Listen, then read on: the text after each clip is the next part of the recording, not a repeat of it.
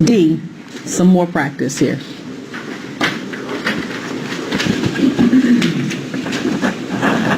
We have 8 all over 9x to the negative 2 over 5.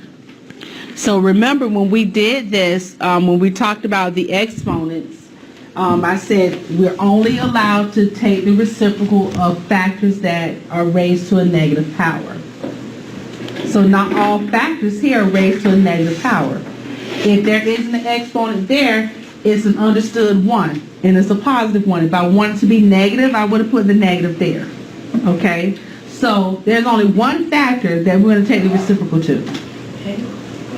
X. Let's circle it. And it's going to go to the numerator. So our answer is 8x to the 2/5 power all over 9. There we go.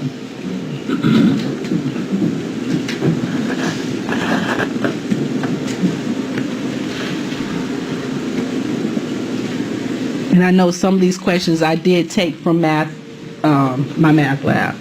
Okay. B, we have here, letter E, excuse me, b to the 3/5 times b to the 1/5 all over negative b to the negative 1/5. All right. So yes, we're going to have to take the reciprocal of a factor, but before we do that, this negative 1/5 that's in the denominator, what is it attached to? The negative, the b, or both? Just the b. So this negative is a standalone. If you want to, you can say 1. It's a standalone negative. Meaning that this whole fraction, when we simplify it, is going to be negative. That's what's going to take place. Okay. Now, we want to make the exponents positive. So, you just told me that the negative 1/5 was attached to the b. So that we can circle, and we're going to bring it up to the numerator. That negative can stay there, because when we divide by a negative, it's still going to be a negative. Okay? So,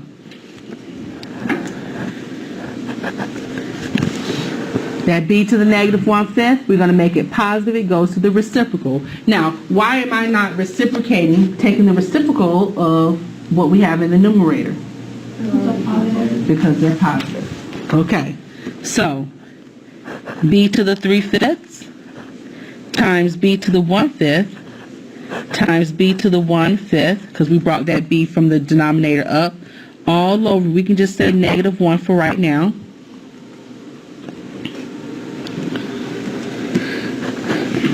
B.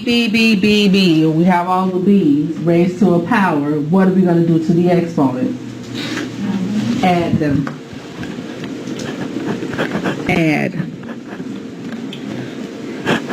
b to the 3/5 plus 1/5 plus 1/5 all over negative 1. When we add those fractions, what will it give us? 1. Why? Why is it 1? Because we're going to have 5 over 5, yes. 3 plus 1 is 5. Keep the common denominator. We can say b to the first power if we want to over negative 1, but our answer, negative b. Yes.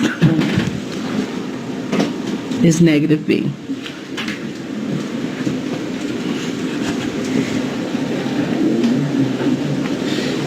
Question.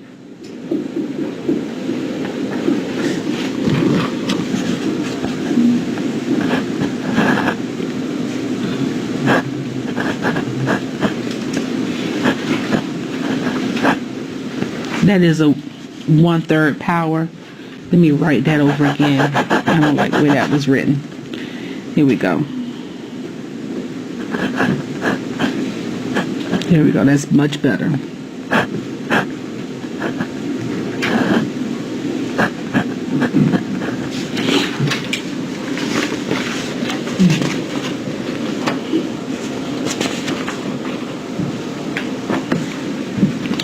right, so look at our numerator.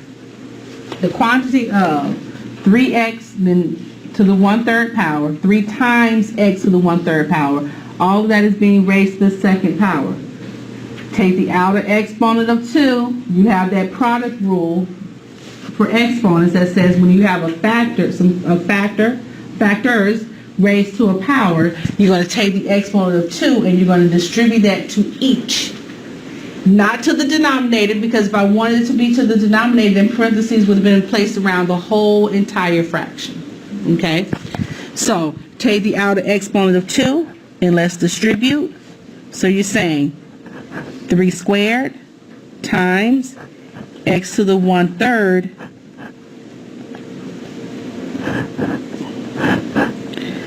squared. All over its denominator.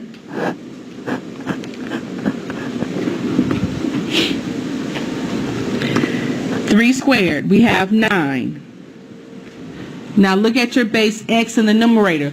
1/3 times, that's going to be power to a power, so you're going to multiply the exponent, so you're saying 1/3 times 2, which would give us what?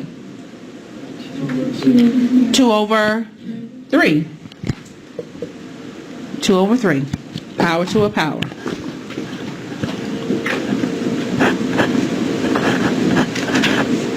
All over your denominator.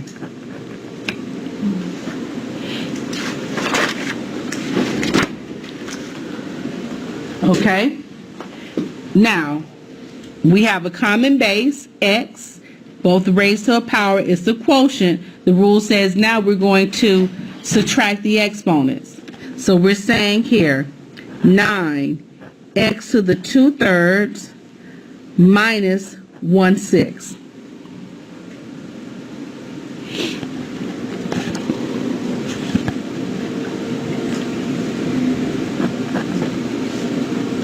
Two-thirds minus 1/6. We want a common denominator. Least common denominator. 6. So we really only need to convert the 2/3.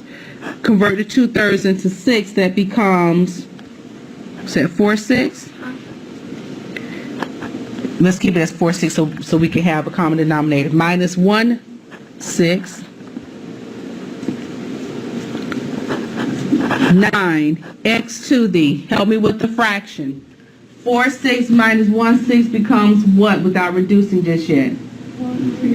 3 over 6.